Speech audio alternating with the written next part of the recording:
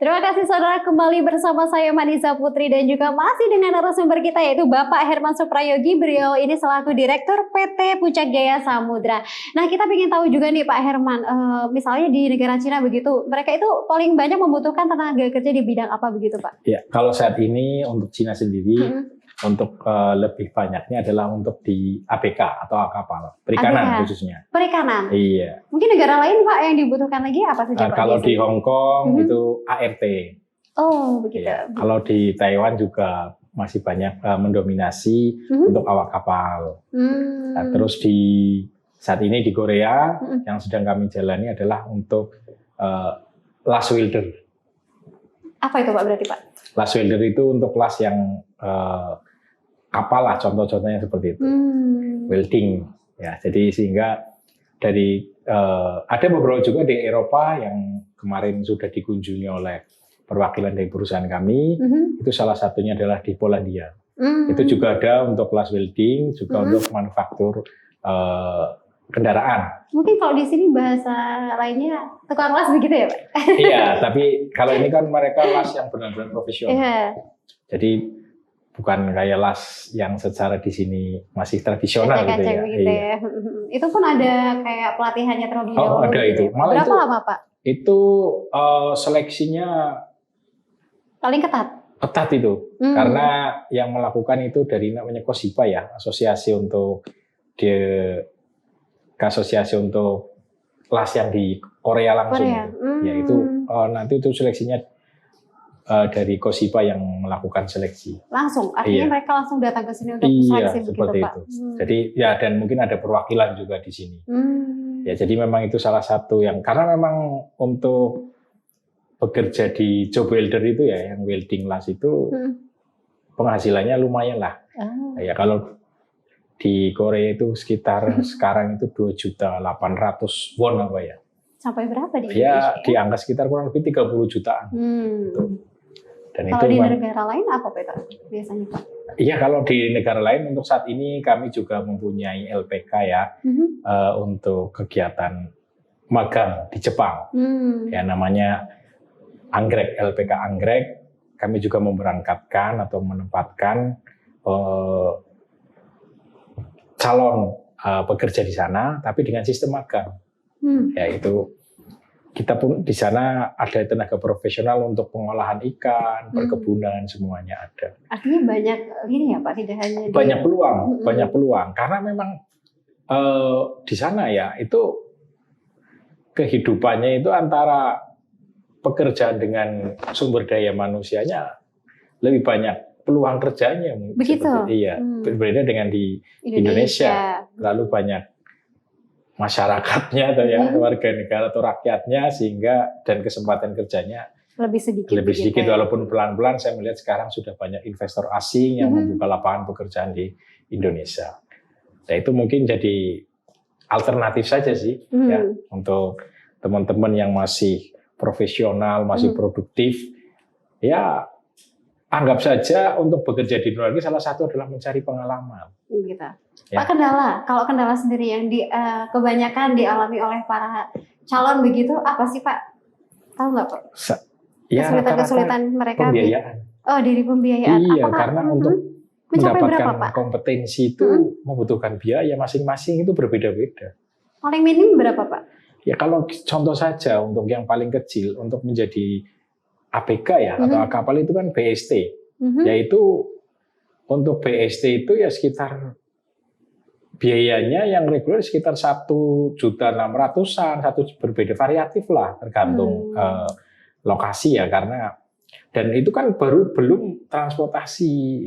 Nah itu makanya dengan adanya Undang-Undang 18 yang diterbitkan di situ tidak boleh membebani pekerja migran Indonesia, lalu peraturan kepala badan yang terkait zero cost ya atau pembebasan biaya itu masih dilematis bagi kami. Kenapa Pak? Kalau kami perusahaan tidak membebani biaya, bagaimana mereka bisa mendapatkan dokumen itu? Keahlian tersebut. Ya, dokumennya itu untuk kompetensi maupun sedangkan paspor ya untuk paspor aja kan sudah mengeluarkan biaya. Begitu. Kalau harapan lain Pak untuk pemerintah apa Pak, mungkin dari PT PJS?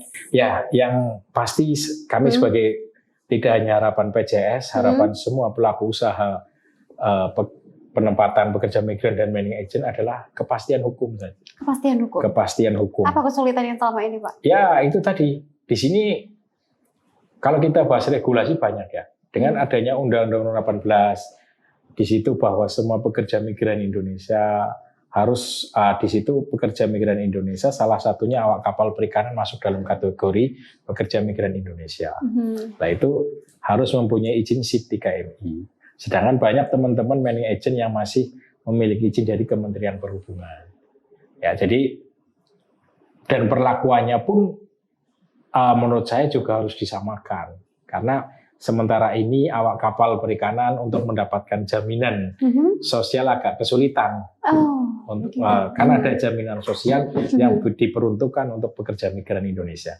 Intinya kami itu disajikan jangan hanya sebatas aturan, tapi dicarikan juga bagaimana solusi itu bisa ada.